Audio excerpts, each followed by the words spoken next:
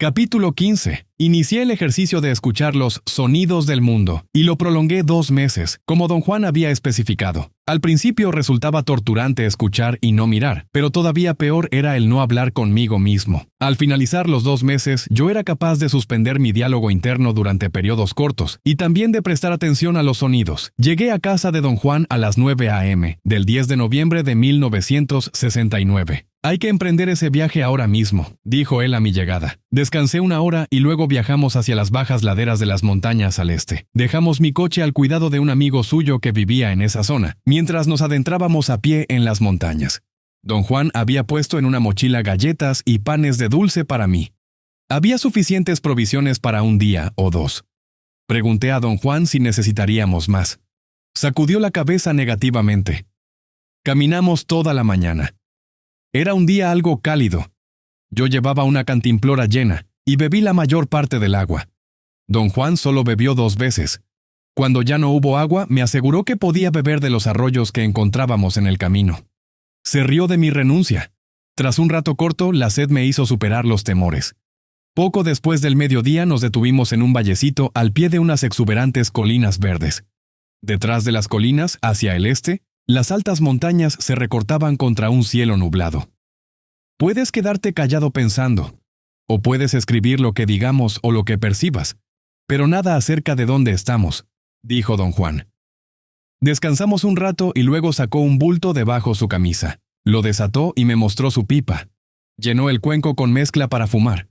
Encendió un fósforo y con él una ramita seca. Puso la rama ardiente dentro del cuenco y me dijo que fumara. Sin un trozo de carbón dentro del cuenco, era difícil encender la pipa. Tuvimos que seguir prendiendo ramas hasta que la mezcla empezó a arder. Cuando terminé de fumar, don Juan me dijo que estábamos allí para que yo descubriera qué clase de presa me correspondía cazar. Repitió con cuidado, 3 o 4 veces, que el aspecto más importante de mi empresa era hallar unos agujeros. Recalcó la palabra agujeros. Y dijo que dentro de ellos un brujo podía encontrar todo tipo de mensajes e indicaciones. Quise preguntar qué clase de agujeros eran. Don Juan pareció haber adivinado mi pregunta y dijo que eran imposibles de describir y se hallaban en el terreno de ver. Repitió en diversos momentos que yo debía enfocar toda mi atención en escuchar sonidos y hacer lo posible por hallar los agujeros entre los sonidos. Dijo que él tocaría 4 veces su cazador de espíritus. Se suponía que yo usara esos extraños clamores como guía para encontrar el aliado que me había dado la bienvenida. Ese aliado me entregaría entonces el mensaje que yo buscaba. Don Juan me instó a permanecer muy alerta, pues ni él tenía idea de cómo se me manifestaría el aliado. Escuché con atención. Estaba sentado con la espalda contra el costado rocoso del cerro. Experimentaba un entumecimiento leve. Don Juan me advirtió que no cerrara los ojos. Empecé a escuchar y pude discernir silbidos de pájaro, el viento agitando las hojas, zumbido de insectos. Al colocar mi atención unitaria en esos sonidos, pude distinguir 4 tipos diferentes de silbidos. Podía diferenciar las velocidades del viento, en términos de lento o rápido. También oía el distinto crujir de 3 tipos de hojas.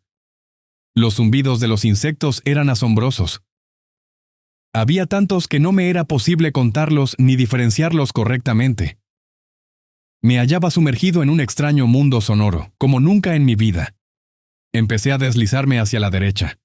Don Juan hizo un movimiento para detenerme, pero me frené antes de que él lo hiciera. Me enderecé y volví a sentarme erecto. Don Juan movió mi cuerpo hasta apoyarme en una grieta en la pared de roca. Despejó de piedras el espacio bajo mis piernas y puso mi nuca contra la roca. Me dijo, imperativamente, que mirara las montañas hacia el sureste. Fijé la mirada en la distancia, pero él me corrigió y dijo que no me quedara viendo nada, sino que mirase, como recorriendo, los cerros frente a mí y la vegetación en ellos. Repitió una y otra vez que toda mi atención debía concentrarse en mi oído. Los sonidos recobraron prominencia. No era tanto que yo quisiese oírlos. Más bien, tenían un modo de forzarme a concentrarme en ellos. El viento sacudía las hojas. El viento llegaba por encima de los árboles y luego caía en el valle donde estábamos. Al caer, tocaba primero las hojas de los árboles altos. Hacían un sonido peculiar que me pareció rico, rasposo, exuberante. Luego el viento daba contra los arbustos, cuyas hojas sonaban como una multitud de cosas pequeñas. Era un sonido casi melodioso, muy absorbente e impositivo. Parecía capaz de ahogar todo lo otro. Me resultó desagradable. Me sentía penado porque se me ocurrió que yo era como el crujir de los arbustos, regañón y exigente. El sonido era tan semejante a mí que yo lo odiaba. Luego oí al viento rodar en el suelo. No era un crepitar, sino más bien un silbido, casi un timbrar agudo o un zumbido llano. Escuchando los sonidos que hacía el viento, advertí que los tres ocurrían al mismo tiempo. Estaba pensando cómo fui capaz de aislarlos, cuando de nuevo me di cuenta del silbar de pájaros y el zumbar de insectos. En cierto instante, sin embargo, solo había los sonidos del viento, pero al siguiente, otros sonidos brotaron en gigantesco fluir a mi campo de atención. Lógicamente, todos los sonidos existentes deben haberse emitido de continuo durante el tiempo en que yo solo oía el viento. No podía contar todos los silbidos de pájaros o zumbidos de insectos, pero me hallaba convencido de que estaba escuchando cada sonido individual en el momento en que se producía. Juntos creaban un orden de lo más extraordinario. No puedo llamarlo otra cosa que orden. Era un orden de sonidos que tenía un diseño, es decir, cada sonido ocurría en secuencia. Entonces oí un peculiar lamento prolongado. Me hizo temblar. Todos los otros ruidos cesaron un instante, y hubo completo silencio mientras la reverberación del gemido alcanzaba los límites extremos del valle. Después recomenzaron los ruidos. De inmediato capté su diseño. Tras escuchar con atención un momento, creí entender la recomendación que don Juan me hizo de buscar agujeros entre los sonidos. El diseño de los ruidos contenía espacios entre un sonido y otro. Por ejemplo, los cantos de ciertos pájaros tenían su tiempo y sus pausas, y de igual manera todos los demás sonidos que yo percibía. El crujir de las hojas era la goma que los unificaba en un zumbido homogéneo. El hecho era que el tiempo de cada sonido formaba una unidad en la pauta sonora general. Así, los espacios o pausas entre sonidos eran, si uno se fijaba, hoyos en una estructura. Oí nuevamente el penetrante lamento del cazador de espíritus. No me sacudió, pero los sonidos volvieron a cesar un instante y percibí tal cesación como un agujero, un hoyo muy grande. En ese preciso momento mi atención se trasladó del oído a la vista. Me hallaba mirando un conglomerado de cerros con lujuriante vegetación verde. La silueta de los cerros estaba dispuesta de tal manera que desde mi posición se veía un agujero en una de las laderas. Era un espacio entre dos cerros, y a través de él me era visible el tinte profundo, gris oscuro, de las montañas distantes. Por un momento no supe qué cosa era. Fue como si el agujero que miraba fuese el hoyo en el sonido. Luego volvieron los ruidos, pero persistió la imagen visual del enorme agujero. Un momento después, cobré una conciencia todavía más aguda de la pauta sonora, de su orden y la disposición de sus pausas. Mi mente era capaz de discernir y discriminar un número enorme de sonidos individuales. Me era posible seguir todos los sonidos. Así, cada pausa era un hoyo definido. En un momento dado, las pausas cristalizaron en mi mente y formaron una especie de malla sólida, una estructura. Yo no la veía ni la oía. La sentía con alguna parte desconocida de mí mismo. Don Juan tocó su cuerda una vez más. Los sonidos cesaron como antes, creando un enorme agujero en la estructura sonora. Esta vez, sin embargo, la gran pausa se confundió con el agujero en las colinas que yo estaba mirando. Ambos se sobreimpusieron. El efecto de percibir los dos agujeros duró tanto tiempo que pude ver oír cómo sus contornos encajaban mutuamente. Luego volvieron a empezar los otros sonidos y su estructura de pausas se convirtió en una percepción extraordinaria, casi visual. Empecé a ver cómo los sonidos creaban diseños y luego todos esos diseños se sobreimpusieron al medio ambiente de la misma manera en que percibí la superposición de los dos grandes agujeros. Yo no miraba ni oía como suelo hacerlo. Hacía algo que era enteramente distinto, pero combinaba facetas de ambos procesos. Por algún motivo mi atención se enfocaba en el gran hoyo en los cerros. Sentía estarlo oyendo y mirando al mismo tiempo. Algo había en él de reclamo. Dominaba mi campo de percepción, y cada pauta sonora aislada, correspondiente a un detalle del entorno, tenía su gozne en aquel agujero. Oí de nuevo el gemido sobrenatural del cazador de espíritus. Cesaron los demás sonidos. Los dos grandes agujeros parecieron encenderse y de pronto me hallé mirando nuevamente el campo de labranza. El aliado estaba allí de pie, como lo había visto antes. La luz de la escena total se hizo muy clara. Pude verlo perfectamente, como si se hallara a 50 metros. No distinguía su cara. El sombrero la cubría. Entonces empezó a acercarse, alzando despacio la cabeza. Estuve a punto de ver su rostro y me aterré. Supe que debía pararlo sin demora. Sentí un extraño empellón dentro de mi cuerpo.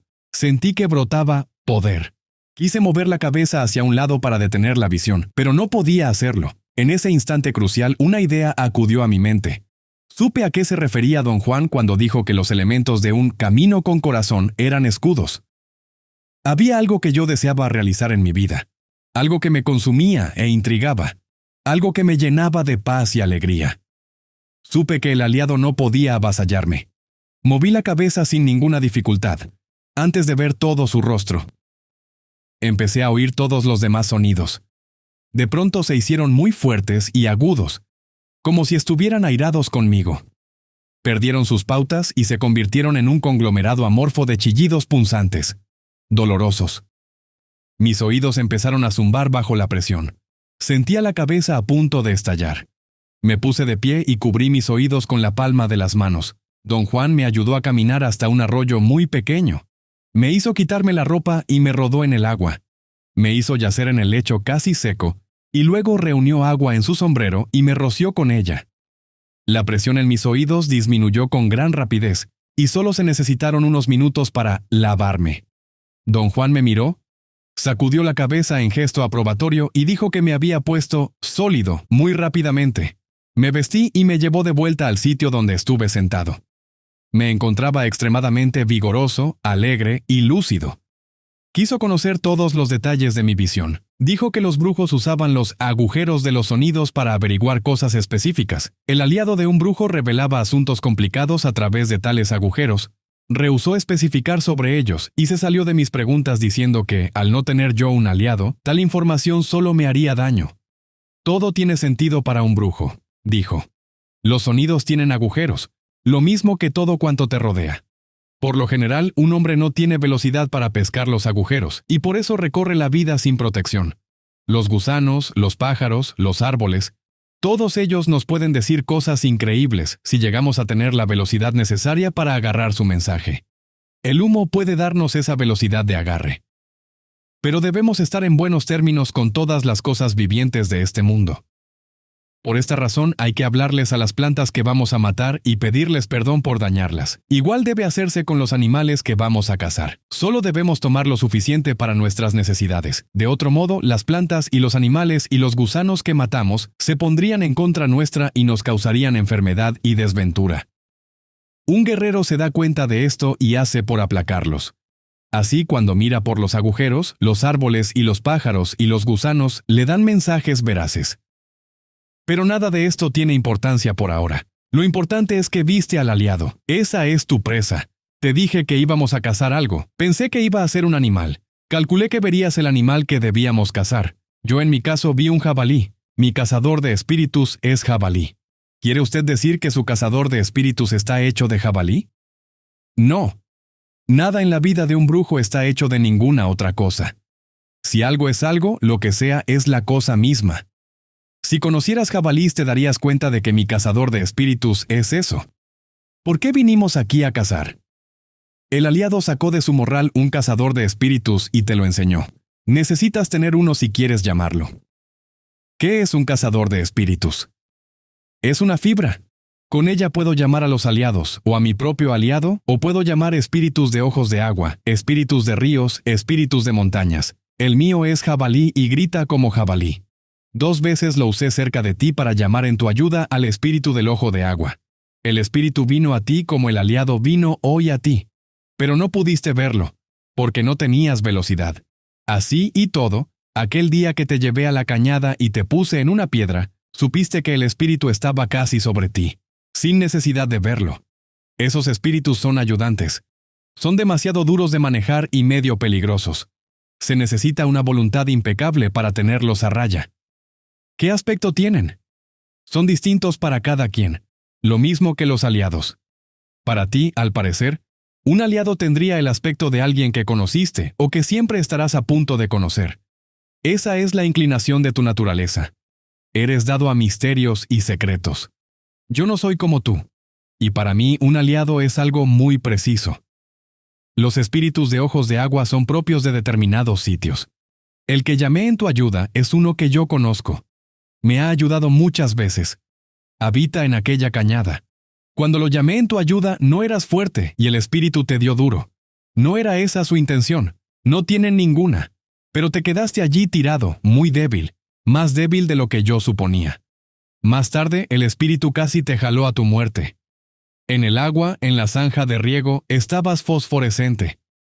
El espíritu te tomó por sorpresa y casi sucumbes. Cuando un espíritu hace eso, vuelve siempre en busca de su presa. Estoy seguro de que volverá por ti. Desgraciadamente necesitas el agua para hacerte sólido de nuevo cuando usas el humito. Eso te coloca en una desventaja terrible. Si no usas el agua, probablemente mueras. Pero si la usas, el espíritu te llevará. ¿Puedo usar el agua de otro sitio?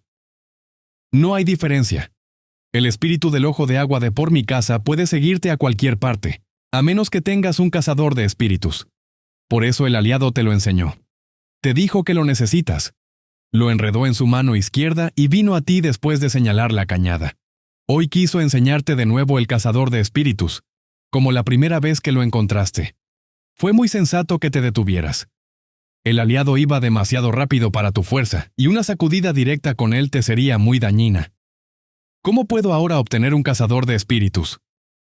Parece que el mismo aliado te lo va a dar. ¿Cómo? No sé. Tendrás que ir a él. Ya él te dijo dónde buscarlo. ¿Dónde? Allá arriba, en esos cerros donde viste el hoyo. ¿Debo ir a buscar al aliado mismo? Number. Pero él ya te da la bienvenida. El humito te abrió el camino hacia él. Luego, más adelante, lo encontrarás cara a cara, pero eso pasará solo cuando lo conozcas muy bien. Y lo más importante, si aún no te has suscrito, hazlo ahora. Al suscribirte y activar la campanita de notificaciones, serás el primero en enterarte de nuestros nuevos audiolibros y contenido exclusivo. Tu apoyo es fundamental para que podamos seguir creando más historias que amas.